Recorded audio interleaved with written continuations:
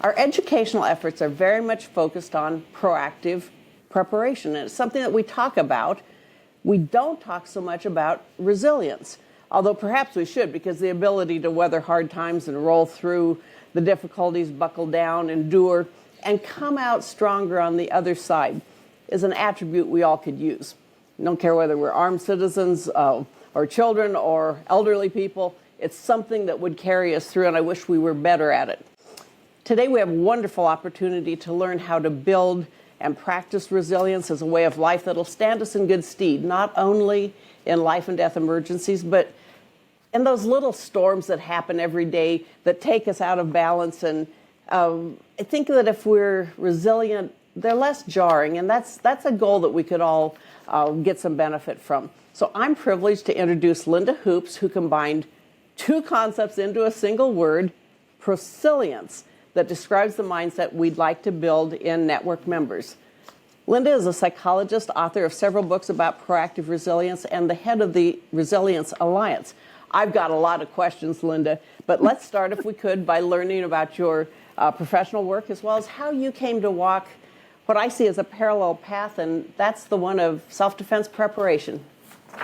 Gosh, that's a lot to do at once. All right, so let's see. So my background is in a field called industrial and organizational psychology, which is the application of psychology to workplaces and practical things. It got its start way back in the First World War as we were trying to figure out how to match people up to roles and take the differences that people have in their skills and abilities and fit them to different roles. So it's a field that really is very quantitative, very research-based, and so on. And so I got my doctorate in that field a few years ago, or a lot of years ago, and was a professor for a few years, and in organizational behavior, in statistics, in research methods, and then I went into the consulting world and worked for a company as their research director that was focused on organizational change. And I got started to look at resilience by trying to understand why some people seem to move through change more easily than others.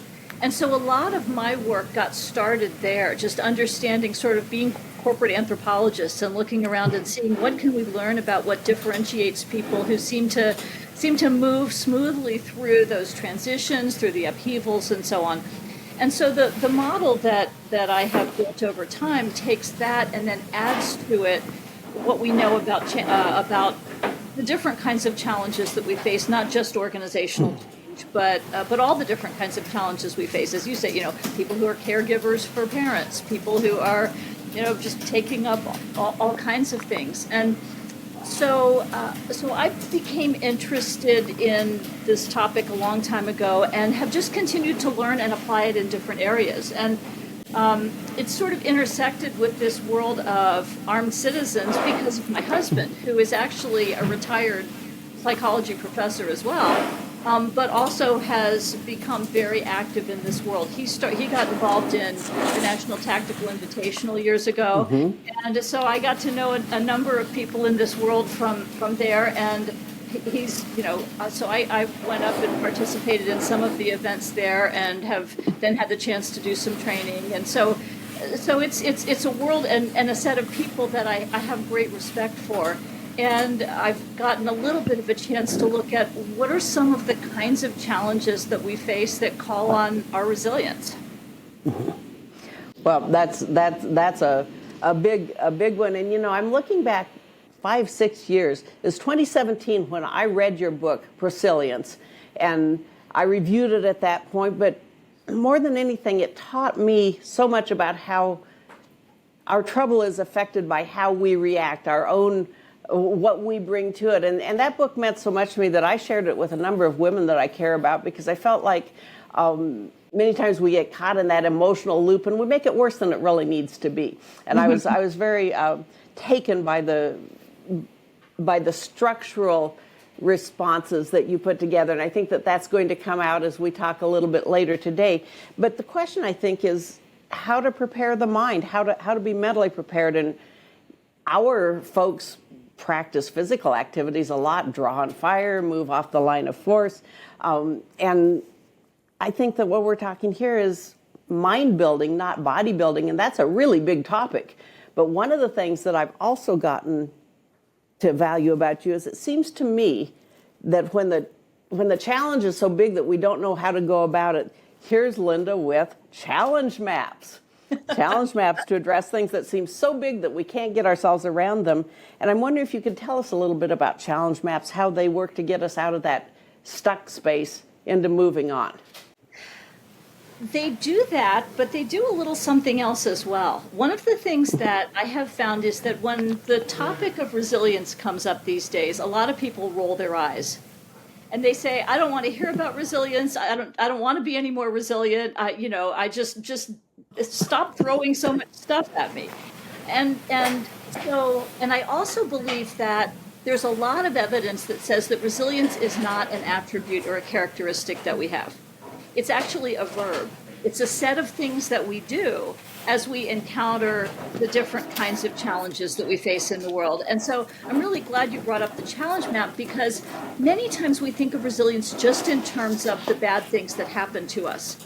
But the idea behind this map is that there's a whole landscape of challenges that we face in this world. Some of them are ones that we choose. And there are some that are short and some that are long. And so if resilience is about how we navigate all these things, it can't just be one thing. So the challenge map basically has two parts to it. On one side, we look at how long a challenge lasts. So some challenges are very short, right? So you're driving in traffic and someone cuts you off and you get back online and everything's fine. And so you sort of move through that quickly.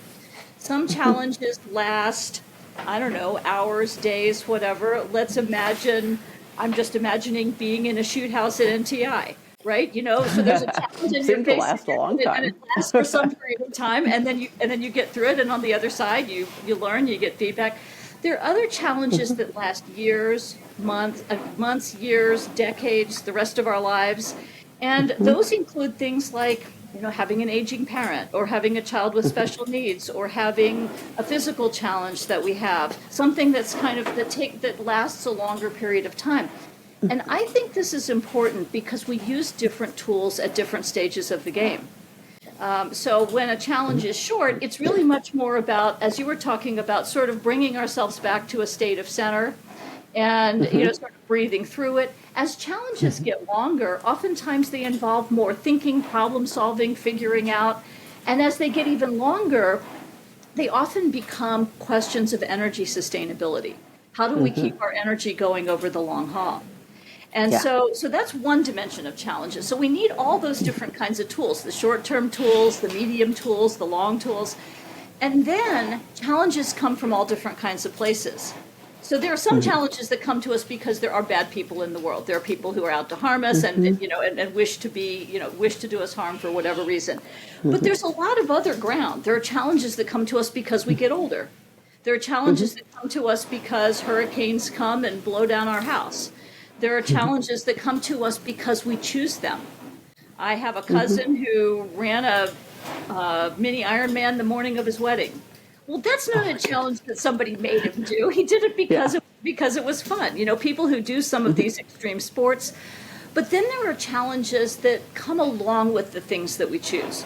So imagine someone who's chosen to go into the special forces. They maybe didn't do it because it was challenging, although I think some do. But they've chosen this path, and it brings challenges with it. It brings physical challenges. It brings emotional challenges. And so there are many challenges that are part of what we've chosen to do. And I think in some ways, becoming an armed citizen is a challenge that we take up because we believe it's the right thing to do. And then it may bring certain challenges with it, including some of the things you talked about, training and mental preparation and all of those things. So to me, resilience is a verb. It encompasses all different kinds of challenges that we might face. And I actually think the ones that we choose are a great place to practice. So because why get it thrust upon us and not know what to do when we could have had all it took was a little bit of daring to say, I'll take this thing on that seems like too much and I'll see how I do with it. Right. The small ones are a great place to practice for the bigger ones. It's like going to the range, right? You know, the more you do those little things that make some of these habits automatic, that train our minds and our hearts and our bodies to be in the right place, the better we are when things come to us. And so I tend to think very much in terms of advanced preparation, the Prosilience work, and how that builds the mindsets, the muscles, and so on that we use when we encounter challenges. Well, and I think that that's something that it takes us out of that place of saying, well, the real dangerous one, it'll never happen to me, because we have to say, well, maybe it will. What will I do? But it also takes us out of that place of saying, I was victimized. I couldn't do anything about it. I didn't know where it came from. All of those excuses that we hear, and saying, I prepared for it. I did as I was trained for, or I made the best result I could. And don't you think we come out on the other side of it a little more whole if we weren't just swept along by the wave out of our own control? Absolutely. And so I think being able to anticipate the challenges that we might face, you know, have a realistic picture of what those might look like. I was reading over some of the interviews you did with William April about some of the mental health preparation, and just really getting into the mind of some of the people that we might encounter, and not just sort of going by our own ideas about how people are in the world, but being able to put ourselves in that place, right? And being able to envision that somebody else might have a completely different motive for what they're doing. But another thing I want to reclaim about resilience is we often think of it as being tough, as, you know, as finding our way through, fighting our way back. I actually think that resilience shows up in three ways. I think sometimes we are resilient when we stay alive and keep harm from getting worse, right? There are some situations where we're not going to bounce back immediately, but we are resilient if we get through them and protect our loved ones and take care of ourselves and all of that. Sometimes resilience is about sort of getting back to the way things were, or sort of getting through something in a way that feels like we're sort of recovered. But then I also think that sometimes challenging experiences allow us to grow.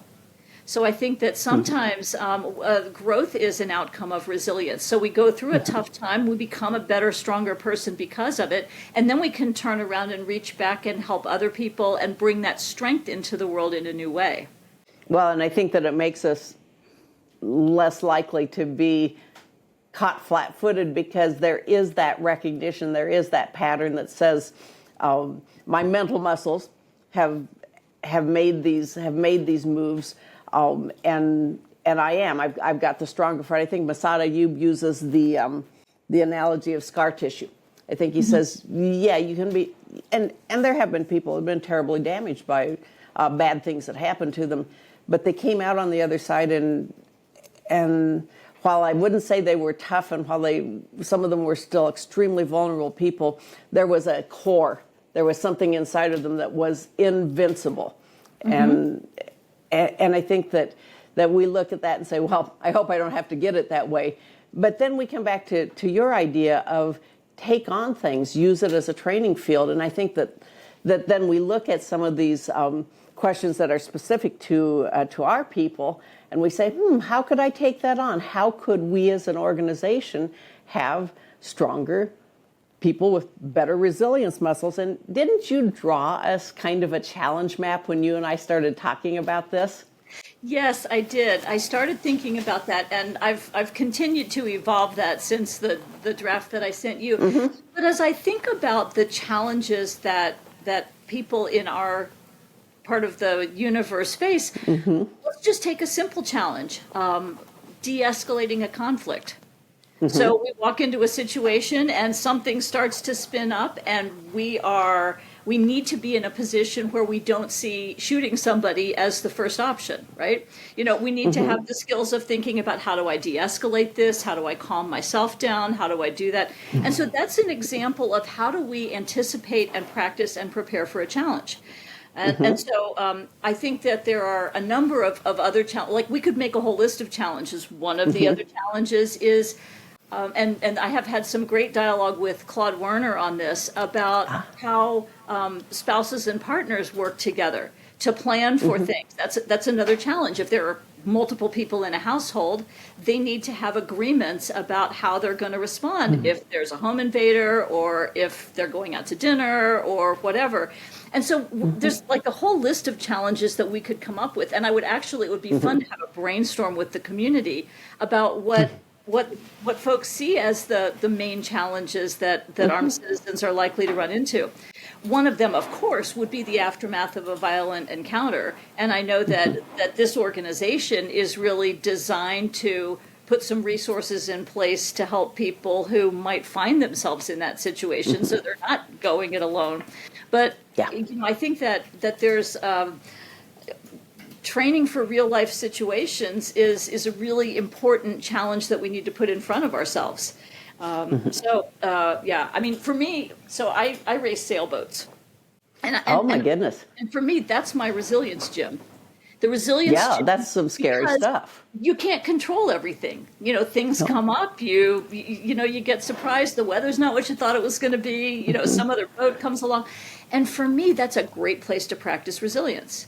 Because I get to practice resetting myself. I get to practice using a bunch of different muscles. And if you want, I can talk a little bit about what I see as the resilience muscles that we use to deal with challenges. But I can use it as a place to notice how I respond in those stressful but not life-threatening moments. And then use that to build my sense of how I respond in those situations. I think that's a great example because even those of us who have played scenario-based training have heard things come out of our mouth, have seen our feet move in directions that we never imagined they would. And afterwards in our debrief, a good instructor will say, well, why did you do that? Not, you did the wrong thing, or why did you do that? Tell me why you did that. And it's not that unusual for someone to come back and say, I really don't know why I did that. But you hit on an important thing a few minutes ago that I think that we could use some coaching on, and you said calming yourself. Because if you're using a de-escalation scenario, for example, and I've worked with people who did not have this gift, shall we say, and that is of just lowering the temperature in the room. I would expect nearly all of us have worked with people who amp it up, who talk back, who pick at people. And I've always sought for a model for myself to be that thing that brings the temperature down. How do we deal with our internal dialogue? How do we put that out in there for the rest of the world to calm down on? There's actually a word for that. It's called co-regulation. So are you familiar with the term self-regulation? That's the skill set we use to bring ourselves to a state of calm. As humans, we are built to co-regulate. If you've ever seen a baby who's squalling and then its mother picks it up and it sees the face and things calm down, we are built to co-regulate. So it almost doesn't matter who it is. If we are in the presence of another person who is calm, it has a calming effect on our central nervous system. And so and if we're in the environment where other people are spun up, we get spun up. And so yes. Always the opportunity to be that calm person, whether you're a law enforcement officer, whether wherever you might be. If you can be that person that knows how to breathe, take a deep breath, get your shoulders down out of your ears, and and all of that, you actually have a very positive ripple effect on the people around you. Just by being. And that goes back to knowing yourself, which was the sailboat analogy, is you watched how you responded to stressful situations. Absolutely. And then sometimes you get feedback from other people about how you responded to those stressful situations, and you get a chance to learn. One of the things that John Farnham has done a good job of defining is when we dither, when we just flit from one thing to the other and we don't really get anything productive done. Where does breaking that habit come into this mind building that we're doing? That's a good question. Let me think for a minute. So when I think about dithering, we actually have 3 different strategies we can choose when we encounter a challenge.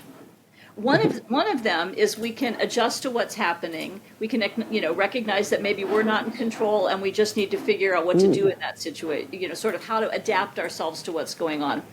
There's another strategy that's about changing things, that's about I'm going to act and I'm going to influence this situation. And there's a third strategy that I'll get back to in a minute, but I think sometimes we go back and forth between should I adjust myself to this situation or should I step in and decide to change it? And I think that could be one of the dithering zones, right? I agree. And so I think being able to more quickly move to that place of decision, none of us likes to be in a situation where we're not in control, and we need to be responsive to the situation rather than trying to influence it.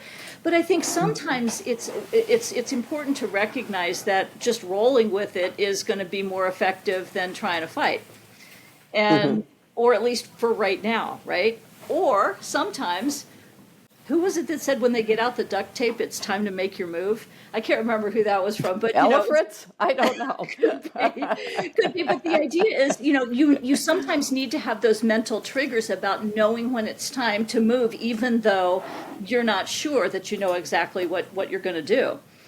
And so, and so, I think some of the dithering is just knowing what your trigger points are for deciding to move or deciding not to move, to just sort of wait and let things play out. The third strategy that we have is the strategy of reframing, of telling ourselves a different story about what's going on. And, Interesting. And so let me give you an example that doesn't come from this world. I do some musical performing. And so I play with a band sometimes, not for a while, but I have, and play some Irish music. And when I get ready to go on stage, I get the butterflies. Yes. And I feel really nervous. And sometimes I feel that way before a sailboat race, too. One day I talked to somebody who was a professional performer, and they basically said, look, what you're feeling in your body is just adrenaline, right? And so you are labeling it as fear, but it's actually just the same thing that excitement is. It's the same process that's going on. And so if you tell yourself a different story, if you can say, okay, this is just adrenaline in my body and I can interpret it as excitement or I can interpret it as fear, it changes how we interpret a situation. It changes the responses that we have available to us. And so I think sometimes that ability to change a problem into an opportunity, to see a door that opens in a situation, sometimes it's when those conversations get really tough and difficult with people that the door opens in ways that we can break through, that we can really, sort of get on the other side of it and come up with something better and stronger than we would have. So I think practicing that as well, of seeing a situation from multiple sides, from multiple ways. It's very easy for us to get stuck in our own mindset of right and wrong and this and that. And I think being able to take different perspectives, being able to see different points of view on things, also enables us to reframe more quickly and to be able to spot opportunities, hidden opportunities maybe, that we can take advantage of. Speed is an attractive thing to talk about when you're talking about reframing, because if we go back to the challenge maps, there's short-term challenges and there's long-term challenges, and both of them can cause no end of grief or be no end of joy.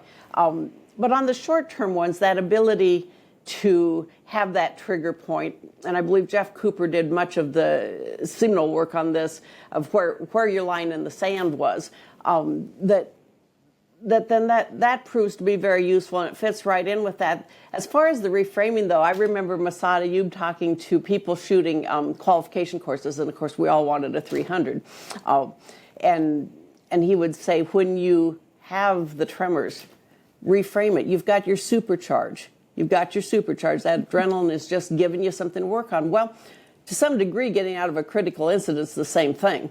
You need that supercharge to be Superwoman for a few minutes.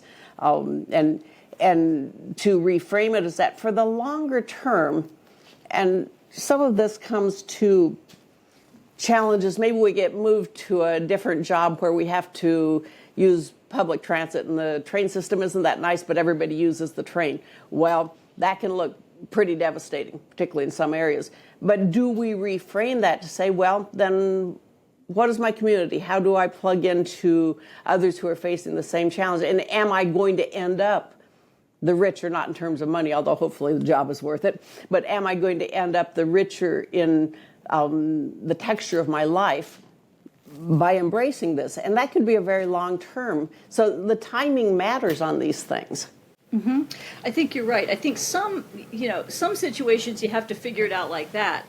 I think in the example you just gave, there's a little bit of a longer term. Is there a way to turn this into an opportunity? It may feel difficult, but is this the possibility of being more on the ground in my community, a chance to learn some things that will be helpful in my work, that will be helpful in my situation, and I also like your idea about reaching out to other people who are in similar situations. One of the things that I say to people is that resilience is a team sport, and we don't have to do it alone. And so as we are resiliencing our way through things, we have different strengths. One of my husband's strengths is he's a self-described defensive pessimist. He can look at a situation and figure out all the things that could potentially go wrong. And I'm an optimist. I think about all the things that could go right. And so the thing is, as we face different kinds of challenges, we can leverage each other's strengths. And yet when I'm feeling down, he can bring his positive energy in.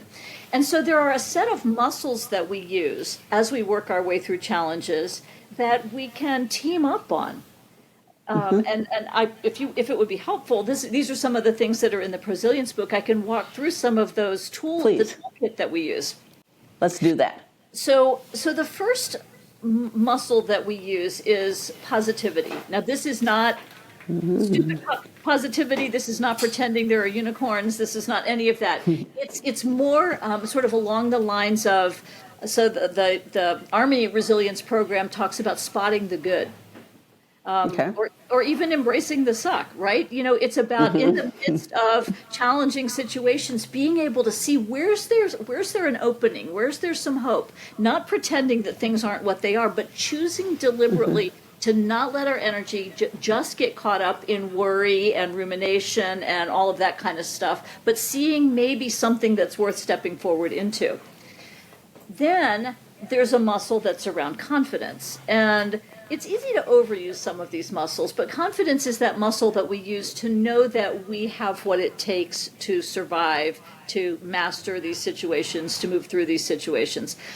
Then there's a muscle that's about priorities. And this maybe is partially an answer to the dithering question, but we need to know what's most important to us. We need to know, is the money in our purse more important than our life?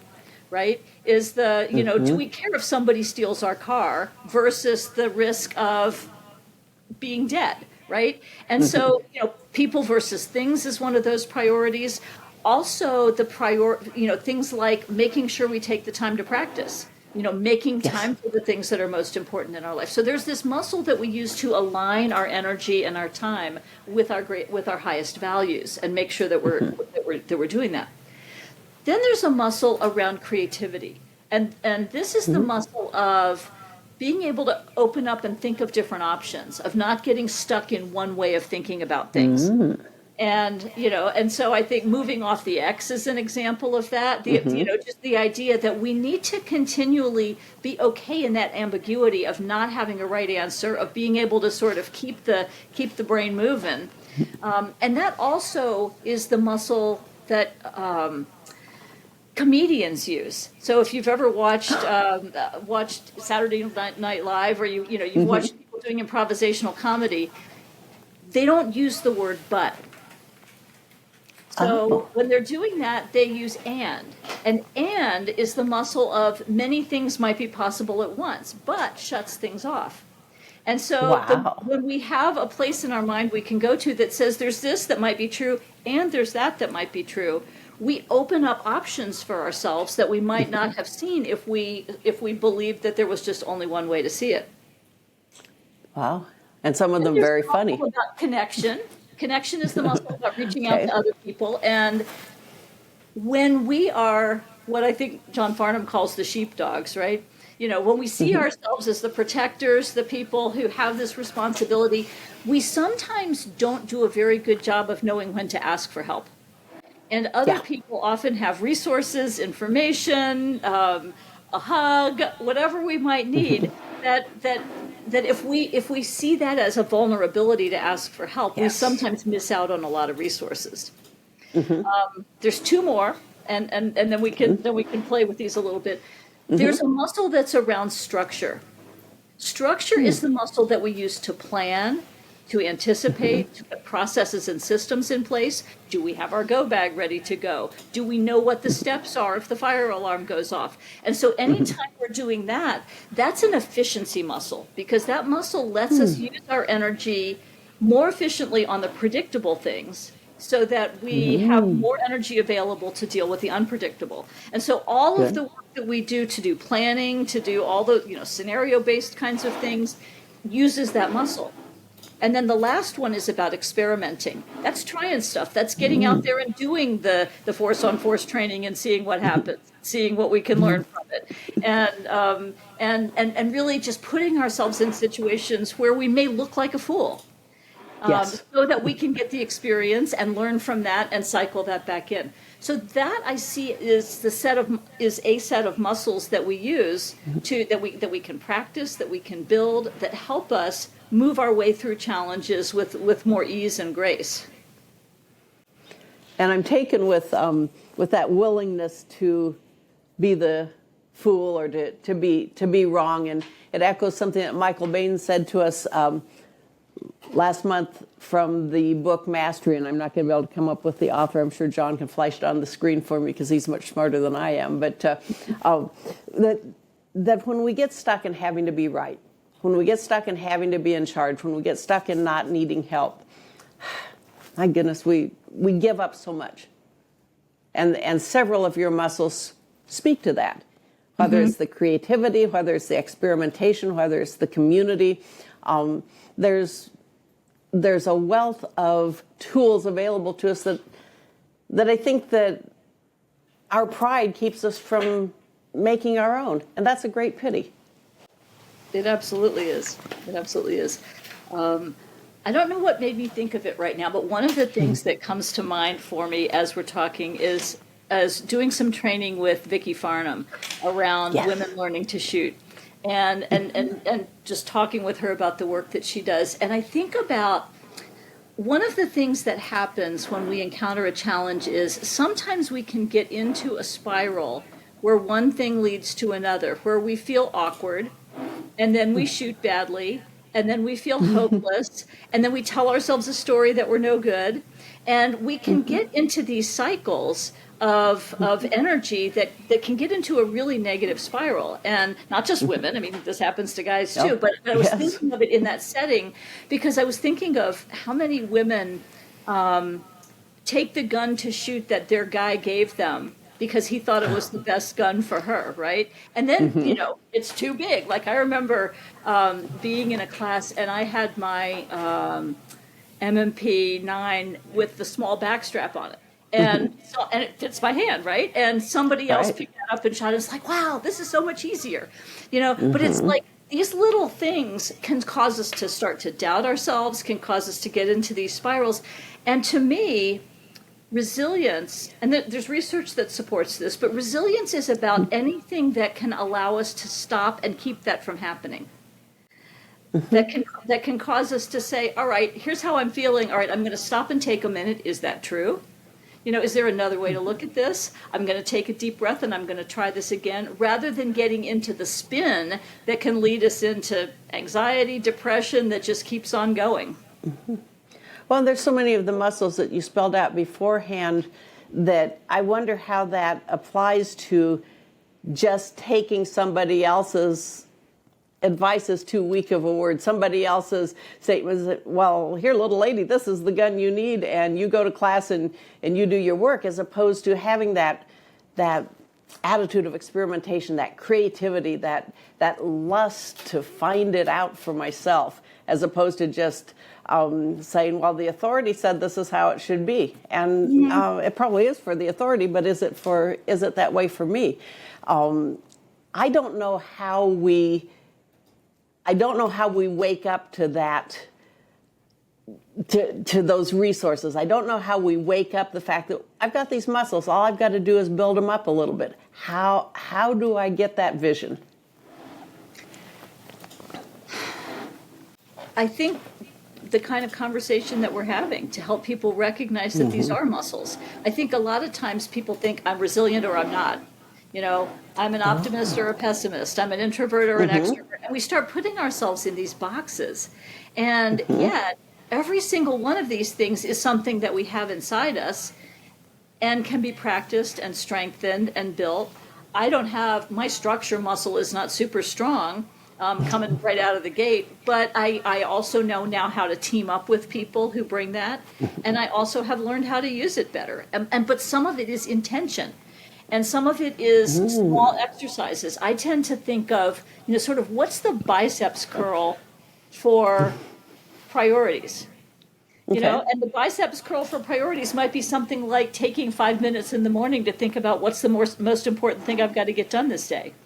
The biceps curl for your connection muscle might be sending an email to someone you haven't talked to in a while. Just anything that puts you in the way of doing a little thing that starts to rewire your brain, that starts to change your thinking, makes that muscle more available to you when you need it. That's a good point, because we may be called to do we may be called on to do things that we never thought we could do. I remember my niece was an au pair in France. This goes back a number of years ago, and she was young and probably not as aware as she should have been. And she found herself on a French train trying to get back to her family's home with some kind of sketchy people. And she reached out to another woman on the train and said, "Can we sit together?" And that kind of reaching out can be really difficult for introverts. But she saw the necessity, and bless her heart, she did it. And those two ladies, I don't know who walked whom home from the train stop, but I think they did each other some good that night. And neither one of them probably would have been the kind of ladies who would have spoken to a stranger under other circumstances. Well, wouldn't it be nice to know it's okay to do that before you're not sure you're safe? Well, absolutely. And I also think that being tuned into our spidey senses, sort of trusting those feelings, like when we don't know what's going on, but we know something doesn't feel right. I think that oftentimes we try to talk ourselves out of that because there's not a logical reason to feel weird or awkward or whatever. But I have learned in my own life that every time I've paid attention to that little voice that didn't make any sense, that says, you don't want to be here right now, it's been the right thing to do to not be there. And so I think that recognizing what the hairs on the back of your neck standing up or anything like that, and not being afraid to speak up when that happens. To the people around you, to the people who are like, I'm not comfortable here.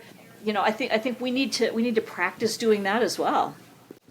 I think you're right. And one of my great John and Vicky stories, since we have mutual friends in the Farnhams, is they both have spoken to how if one of them sees something strange starting to happen, say in a restaurant, for example, in a diner, that either one can say, "We're leaving now," and they get up and they go. And they don't wait to see what it is. And I think that they model that kind of trust, that kind of, I don't know what it is, but I'd rather see it from the outside as opposed to from the inside. And we all could stand to have that kind of faith, not only in ourselves, but probably in our spouses as well, and those around us. Again, it almost comes back to that ego. I'm invulnerable, but we really aren't. We really aren't. No, we really aren't. Life is short and it's precious, and and being right sometimes is not the greatest gift in the world. That's real true. I'm going to suggest that excuse me. I'm going to suggest that members go back to Prosilience and read it again, even if they read it 5 years ago when we were talking about it. I had the privilege of going back into it in preparation to talk with you, and I'm just struck with how much capacity we have that we don't think we have. Getting past that, I could never do that. Well, you know what? We might surprise ourselves. I think that's right. And I think that, I was talking about the negative spirals. We can actually get into upward spirals where we try something, we have a successful experience. It emboldens us to try the next thing, and we get stronger as we go. My husband's granddaughter just ran her first half marathon, and it was just one of those, things where she built herself up, and she had successes, and she did this, and of course she had setbacks, but she went, she went and did that. And the other thing that I want to just take a minute to talk about, because you mentioned it earlier, is this notion of energy. So I believe that energy is what fuels our resilience muscles. So I believe that that physical, mental, emotional, and spiritual energy are all part of what we bring to the challenges that we face. And some challenges take more physical energy. Some of the, you're running the 5K, that takes physical energy, right? Some challenges take more mental energy. And, you were talking about sort of learning the things, practicing the things. That's sort of a mental, physical kind of thing. Some challenges take emotional energy. So when we're working with our own emotions or other people's emotions that are tough, that draws on that draws on our battery. And then spiritual energy is the energy that we use to deal with questions of ethics and values, to stay connected to something that's larger than us, some sense of all that. And there are challenges that call on that for us when we're having to make tough decisions about who lives and who dies, right? When we're having to, make choices about what's the right thing to do here. And all of those energies are interconnected. So if we start to feel emotionally drained, sometimes we feel physically tired too. If we're feeling physically exhausted, sometimes our brains don't work as well, or we start to feel a sense of hopelessness. And so I think that we can start anywhere. So I think starting with emotional well-being is good. Starting with physical well-being is good. Any of these are places to start to replenish and to know how to replenish our energy in times when it gets depleted, because we can't fire those resilience muscles very well when we're really depleted of energy. And an interesting characteristic with that, it seems counterintuitive to me, and yet I've seen it too many times to discount it. And I think that I'm going to go back to an example of a police officer. Actually, we interviewed him, this is probably 3 or 4 years ago, who survived a really bad post-shooting incident experience and lawsuit. And towards the end, and this happened shortly before he talked to me for the interview, his counselor said, "Well, now it's time for you to go out and start sharing. Tell other people what you went through. Tell other people how you got through it." And I called it lessons in resilience, because it was so clear to me that was what he was talking to us about. And sometimes when you're as low down as you think you can be, just making things better for somebody else is an amazing boost up. And as counterintuitive as it seems, maybe that goes to your creativity muscle, that you got to try something. The creativity muscle. I think it goes to the side of resilience that is about growth. It's about, putting ourselves out of our comfort zone in the service of growth.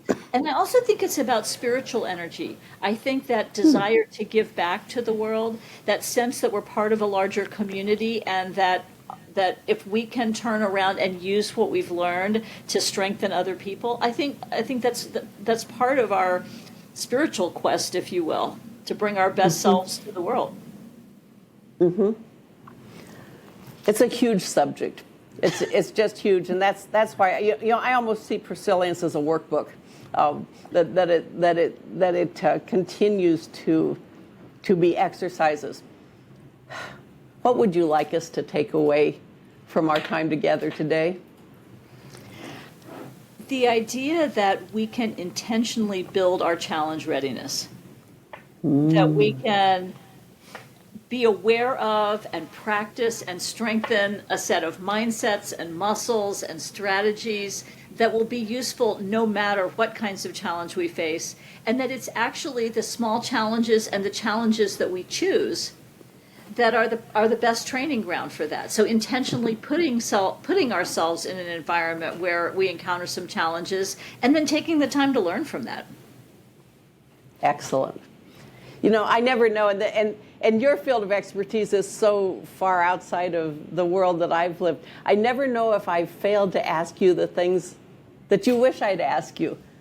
Were there any subjects that we should have talked about that I just was too blind to think of? What a great question. Well, so I'll give you two. One is, what are Please. you working on next, Linda? And what I'm working on next is taking sets of challenges that particular groups of people might face and adding this framework on top of it to help them. So I have a book that I co-authored that's called Embracing Another Normal, that's written with a woman who is the mother of a profoundly disabled adult child and also does a lot of work of parents who are raising kids with disabilities. And so we laid out some common challenges that parents in that situation might face and told some stories, and then overlaid some of the resilience framework that I talked about here in that book. And it's very helpful for people who are facing that particular challenge. I've got a series of those going. I'm working with a woman who's a 25 plus year stage 4 pancreatic cancer survivor to talk about challenges that people who face significant medical illnesses might face. So that's one thing that I'm working on. The other thing that I'm working on is that I believe that we can do some things ourselves. Like, we can help people learn to strengthen their muscles and all of that. But there's also things that are in the environments that we're in that can affect how our resilience shows up. So think about the culture of an organization. So think about the experimenting muscle. All right. So imagine you're in an organization and you want to experiment with something, and you might fail. There are some organizations in which failure is punished. There are other organizations in which failure is seen as an opportunity for learning. Guess which one's an easier one to practice strengthening that experimenting muscle? There are some environments where it's not okay to ask for help. There are other environments in which teaming up with people is considered a great strength. And so leaders can do a lot to create environments that let people stretch and flex and strengthen their muscles. And so I think that's another important thing I'm working on. Because at the end of the day, I want to help people spend as little energy as possible on all those challenges that are out that the world brings to you, so that we can spend more energy on the challenges that we're here to take on in the world. The world needs people who are ready to take on big challenges. Yes. And we only have one supply of energy, right? So the more energy we waste on challenges that are not meaningful, the less energy we have for really bringing what the world what it needs, which is people who are ready to step up to challenges. So that's another closing thought for you. What are you going to do, Linda? I'm going to change the world. And you know what? You've given us the tools to come right up beside you and see what we can do. I look forward to hearing stories from people, really, because this is a dialogue that we could carry on with input from the community as well. Indeed. Well, you've got us thinking, and I'm sure that members will be saying, wow, what can I do with that? And it'll be interesting to see what they come up with. Thank you for sharing a little bit about yourself. Thank you for sharing your work. My goodness, I think going in, I had no idea the depth and breadth of it. Wow. Thank you for inviting me. This has been really fun. It has been.